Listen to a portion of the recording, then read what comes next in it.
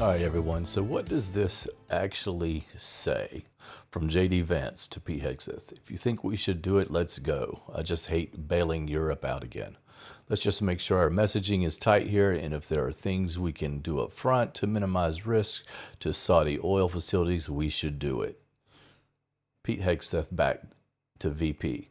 I fully share your loathing of European free loading. It's pathetic. But Mike is correct. We are the only ones on the planet, on the other side of the ledger, who can do this. Nobody else even close. Question is timing. I feel like now is as good as time as any. Given POTUS directive to reopen shipping lanes, I think we should go, but POTUS still retains 24 hours of decision making. As I heard it, the president was clear, green light, but we soon make clear to Egypt and Europe that we expect in return. We also need to figure out how to enforce such a requirement, yada, yada, yada. So yeah, so there's the nuts and bolts of what the messaging was. I don't have a problem with any of that at all. I kind of agree with Scott Jennings. Kind of makes JD and Pete, just doing sound things on top of things. There's one thing for sure: the Biden administration. I don't think people were on top of things, and I don't think people were on the same team. And I don't think Biden knew what others. I think others were doing things for him. You have the auto pen and all that. So, I definitely, of course, I'm going to give them the benefit of the doubt, but we have to see how this is all going to shake out.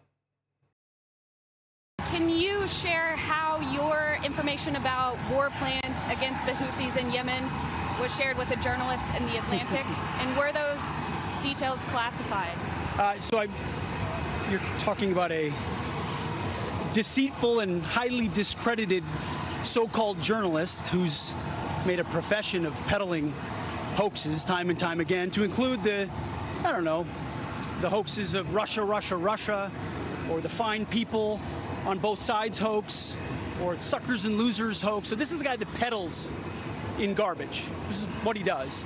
I would love to comment on the Houthi campaign because of the skill and courage of our troops. I've monitored it very closely from the beginning. And you see, we've been managing 4 years of deferred maintenance under the Trump administration. Our troops, our sailors were getting shot at as targets. Our ships couldn't sail through. And when they did shoot back, it was purely defensively or at shacks in Yemen. President Trump said, no more. We will reestablish deterrence. We will open freedom of navigation, and we will ultimately decimate the Houthis, which is exactly what we're doing as we speak from the beginning, overwhelmingly. Why were those details shared on Signal, and how did you learn that a journalist was privy to the targets, the types of weapons used, and I've heard I was characterized. Nobody was texting war plans, and that's all I have to say about that. Right, Thank you. Appreciate it. That's it. The NSC said it was authentic. Yeah, so that's pretty interesting. It sounds like Pete was trying to deflect and kind of pull some other things. I'm just being objective here, guys. I really am. We have to be objective, right? We just have to be objective. At first, I didn't trust the media on this at all. I thought it was just a bunch of bunk. But it looks like it's real.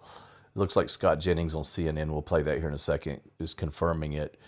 There's some other things to get into, but it just kind of seems like some deflecting from Pete there. I don't know. It's like he's trying to almost paint a picture that it's all a hoax, kind of. Or I don't know. It's just even kind of, but he's probably just frustrated with the whole thing. I don't know. But, let's be objective here. Let's see if we can kind of piece this all together. All right. Moments ago, Caitlin Collins was reporting on her show, Scott, that there is shock inside the White House that this chat was texted to Jeffrey Goldberg. Are you shocked?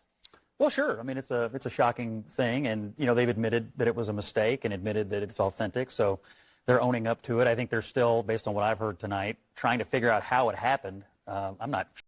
Okay, so they're admitting. Okay, Scott Jennings says that the White House is admitting that this is authentic and it was a mistake, and that Goldberg should not have been added to this.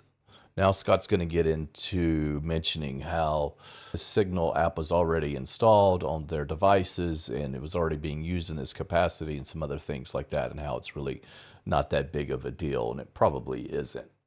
as the left wants to compare it to the email situation. Seems like this probably isn't the same thing. That was actual confidential stuff. But let's be objective and get back into this a little bit. Sure, the National Security Advisor Walls even knows Goldberg. In fact, I don't believe he knows him and has never met him. I did learn a few things in some of my conversations, if you're interested. One is that the Signal program was preloaded on a number of devices and agency computers in this circuit when they got there. So in their view, it was already in use. Number two, in some of the messages, they talk about needing to go to the high side computers, which is the classified system. So they clearly were knowing there was a line on what you could discuss in a chat like this versus classified system. Number three, there is a... So yeah, it seems like there was a protocol in place for this. So this was pretty common. It seems like the big blunder is accidentally having this Atlantic reporter Goldberg accidentally on here is what it seems like the whole blunder actually is with this whole situation. Dispute over whether the term war plans is being exaggerated. And number four, look, I love the policy. It's well executed. You've got a thoughtful policy discussion going on, and we did what the Biden administration would not do, stop these people from harassing our shipping lanes and our boats and our Navy. So good on the Trump administration for reversing a bad policy. So a wild triumph. And I will note that Pete Hegseth does not agree with you that it's all authentic. He went in and attacked Jeffrey Goldberg and said... I have to agree with this CNN guy here at the very end with this last point. Being objective, once again, I try to find places where I do agree with them a little bit, just to kind of feel like I'm making sure that I'm not in one, stuck in some type of echo chamber. And I really want to try to be objective. We have to be objective with these things. This is what sets us apart, right? So there we go, everybody. Interesting situation.